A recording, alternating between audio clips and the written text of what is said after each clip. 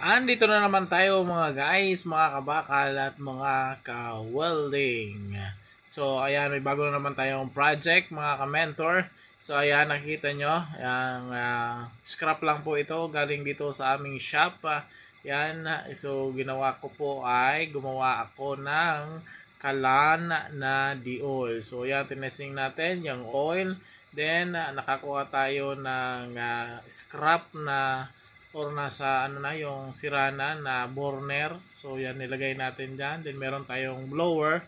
Then yan yung para sa hangin. So hindi ko po yan nalalagyan ng paa at saka hindi ko pa nalalagyan ng chamber or barrel para sa oil. So yan po ay tinesting lang muna natin kung gagana ba or kung ano ang epekto. So ito guys, ang ginawa natin ay hindi typical katulad ng mga ginagawa nila na purong oil. So alam nyo naman, pag purong oil, pag sinusunog, nagkakaroon ng burn na carbon monoxide, di ba? So yun yung byproduct na pag sinusunog mo yung oil.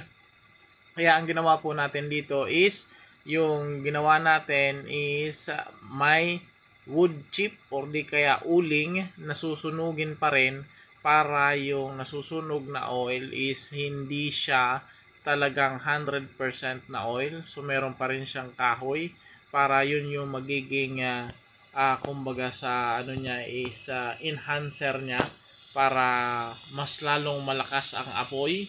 So kaya ganyang kalakas po ang apoy niyan mga kaibigan dahil sa cooling or sa wood chip na nilagay natin. So yan pala, maganda din pala gamitin yung border na yan. So ayan, nagtesting tayo ng isang tabo ng tubig. Yan, kita nyo naman. Shoo, di ba? So mainit-init pa. So isang palwase. So wala pa yung ano guys, lagayan, hindi pa tapos yan. Tinesting lang muna natin kasi excited tayo on testingin yan.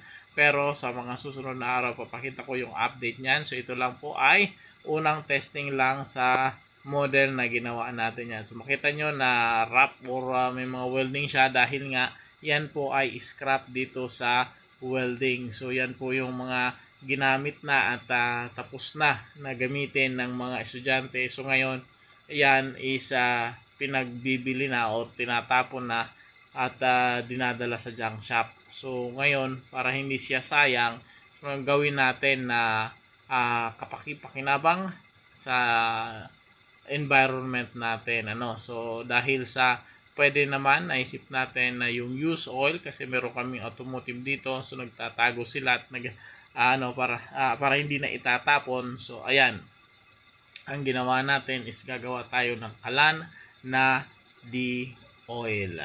So sa susunod na araw mga guys, tingnan natin kung ano ang kalalabasan nito. So i-remodel natin kung may problema at titingnan natin kung ano ang magandang gawin pa sa mga susunod para mas maganda at pwede natin i-commercialize, ibenta.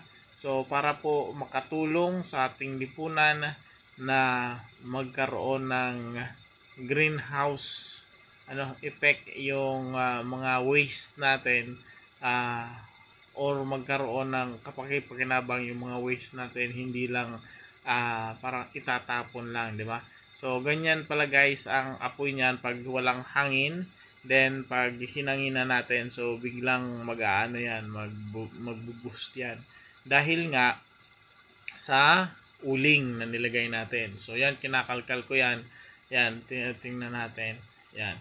So mas lalong lumalaki ang apoy niya kasi nga syempre nahalo yung uling doon sa oil.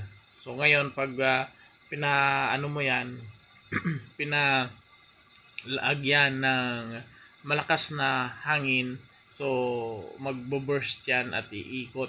So ganun kaganda yung burner yan, kita nyo naman.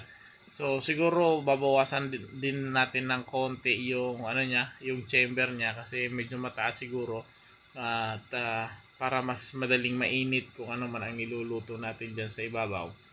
Yan guys, nakita nyo. So ang apoy, 'di ba? Parang talagang kaganda. So kaya nga naisip ko, pwede din pala ito guys sa furnace or di kaya sa pagka mag-ano ka, mag tinsmith. Ano po? So, gagawa tayo ng mga sundang or di kaya any tools na pwedeng magamit sa farm.